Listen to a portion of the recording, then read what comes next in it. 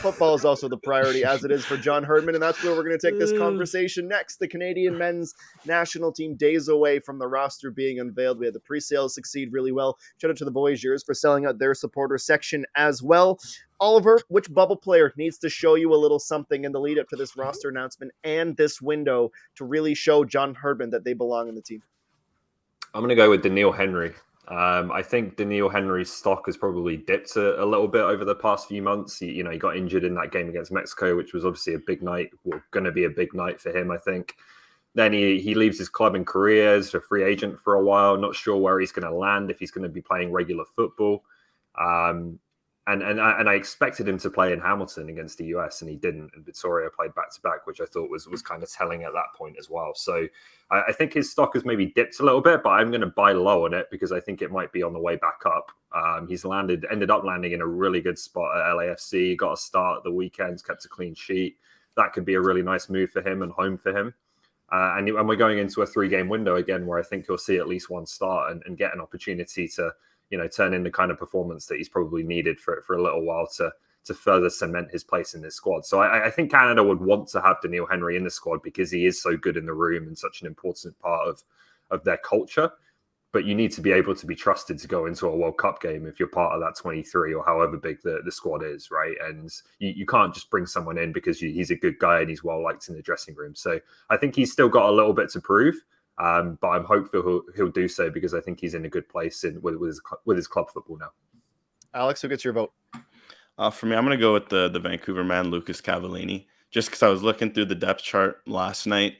You look at a lot of the positions, I kind of think, will this guy get dropped or not? It's, for the most part, I think the roster is quite set in the, obviously barring injuries and whatnot. But then you look up front, it's really starting to tighten up. If you're looking just at the strike, you got obviously Jonathan David, Kyle Larin, and now Ike Ugbo scoring League 1 goals. All of a sudden, the place for Lucas Cavallini is just getting tighter and tighter. And obviously, until his goal against Houston, which was very well taken, you could tell he needed a goal like that just in how he celebrated and how he played after.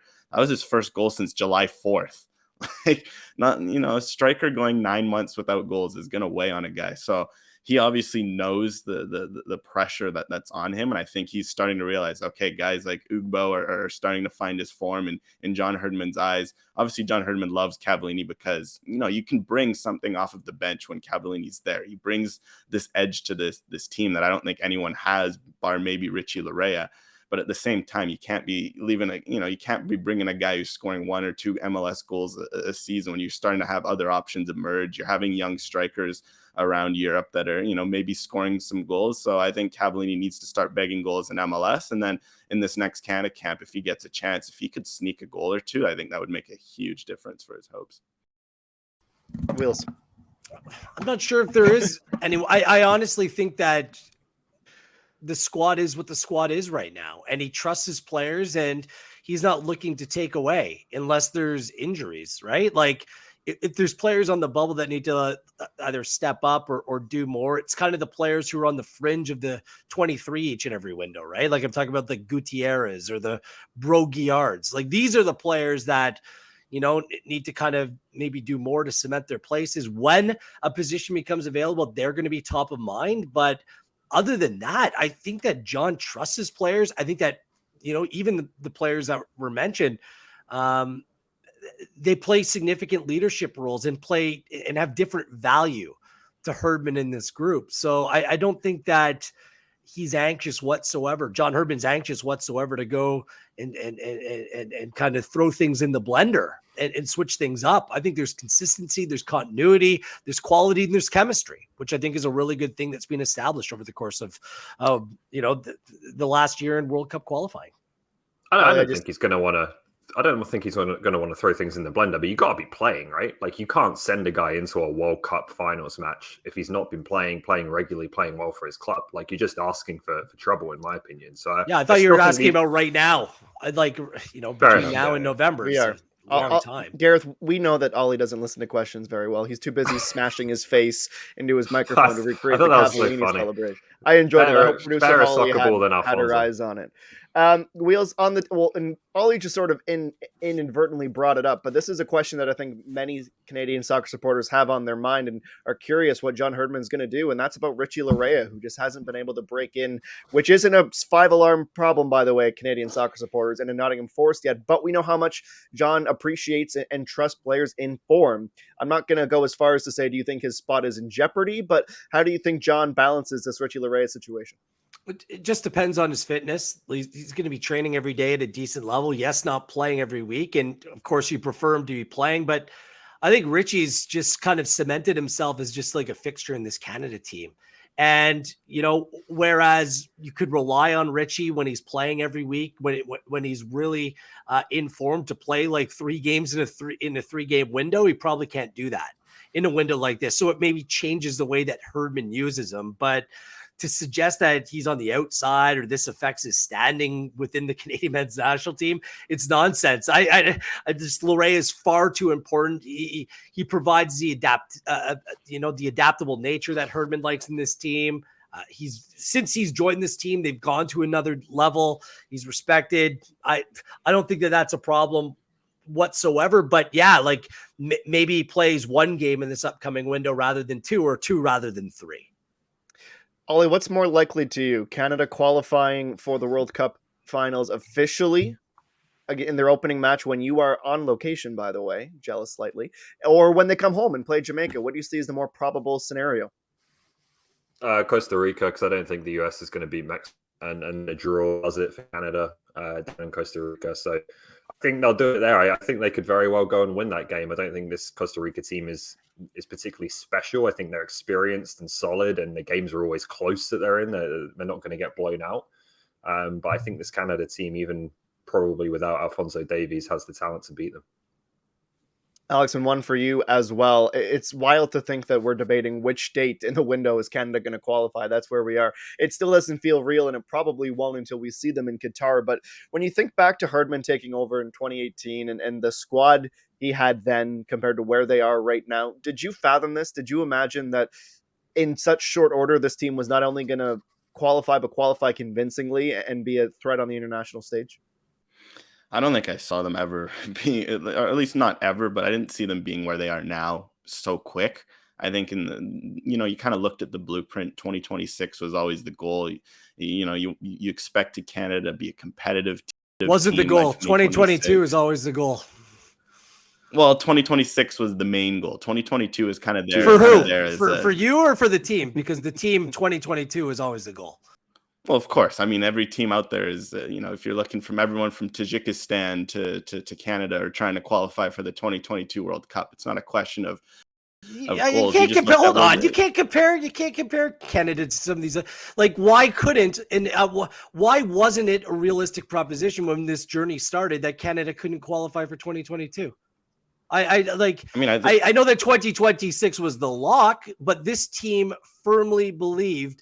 Ask any player, ask any coach, ask anyone involved with this program. They've said it from the start that 2022 was the achievable goal.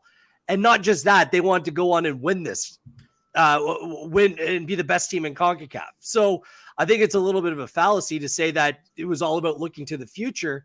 No, the future's now. Like this team has good players now. Other teams in this region are on the decline. Just, I think it's a little bit disingenuous to suggest that like this is ahead of plan or anything like that. I don't know.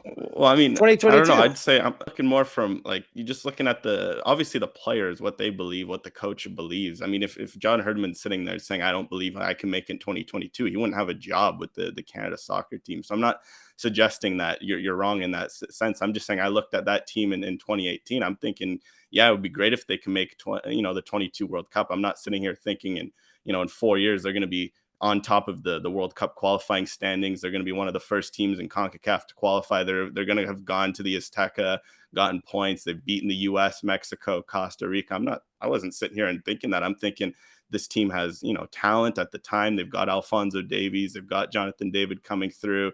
I think there's potential. I think in 2022, maybe they can, they get to that final round. They make some noise. Maybe they sneak in through the back door. I wasn't expecting them to come out and really blow teams out of the water like they have in surprise. So I'm thinking from that expectation, yeah, it was a complete a surprise. I was always looking, okay, if you can make 2022, it's a bonus. I think the players, obviously, like you said, they wanted to make 2022. They have the talent to make 2022. But, if we're just looking back at that first squad, you look at some of the difference in players that we've seen rise in the time. There wasn't Stefano Stachios, Richie Lareyas, Ike Ugbos. Heck, even Jonathan David was just a young, guy. I don't even think he was in that first squad yet. He didn't come until later in 2018, if I'm not mistaken. Like, there's just so many unknowns with this squad, whereas there's no way to see they'd be where they are now. I mean, it's great, and I think it really harbors hope for what they could do this year and also what they could do in 2026 when a lot of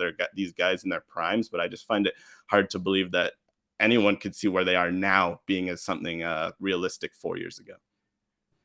All right, Oliver, I'm going to give you the last word of the show. To be fair on this, I'm not sure Wheels was quite that bullish last summer when Canada was playing against Haiti and Suriname, and we were getting constant warnings about how difficult those ties would be. Well, we were in a COVID world where they weren't even playing a home game. We were living in some world of like complete unknown. Like, yeah, Alex is right. Like, no one expected them to be this good. But to suggest, like, when we watched that team take the field in 2019 in CONCACAF Nations League against the United States, you didn't feel that something was completely different, that the standard was different. Like it played out before our eyes. So, and look, I'm not dating back to when John Herdman took over in 2018. I'm predating this to like ahead of when qualifying began and where you set the expectation level to be. And look, this is a team. Great news here. Alphonso Davies is back at training for Bayern Munich. He is not being ruled out for Canada yet. We await some news on that later on this week. They've not only done this, lead their World Cup qualifying group right now. Alphonso Davies hasn't played in four of the games that they played. He's played 7 games. He's missed out on 4 of them, and this team is still 4 points ahead of anyone else. It's just incredible, like what this team is, what they've been able to accomplish, and that's been instilled with belief from the outset here before qualifying started.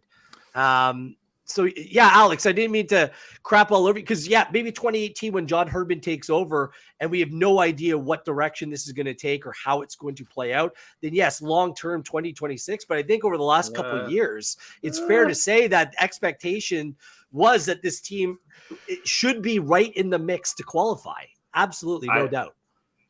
I don't know about that. I think I remember. I read the question from beginning of 2018. First of all, I think I don't know if that was the way it was exactly framed, but no, I mean I agree with that sentiment. I think it's at the same time we do, like Ollie has to mention. Obviously, even before the COVID world, there was the whole Haiti. After they lost to Haiti in the Gold Cup in 2019, who could have seen this coming? There's these moments where it really took breakthroughs for people to start to believe. We have to remember, it's like months ago, people were hitting the panic button after losing or drawing Honduras at home. Like, we have to realize how quickly things have changed in such few months.